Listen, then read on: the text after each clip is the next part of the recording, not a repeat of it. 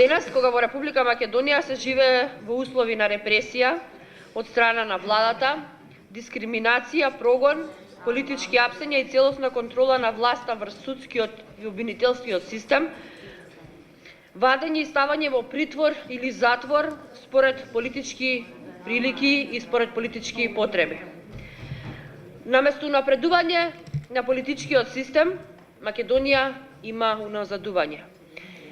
И наместо колегите да дофрлуваат, народниот првобранител оваа моја констатација пред само неколку дена ја кажа и на пленарна сесија во рамки на ова собрание.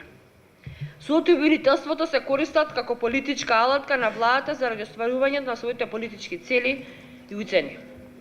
И би сакала уште еднаш колегите од Социјалдемократскиот сојуз кои што седат од спортивната страна да ги потсетам дека пратеникот Никола Груевски не е бегалец како вие што милувате да го наречете. Тоа е лице кој што има добиено политички азил,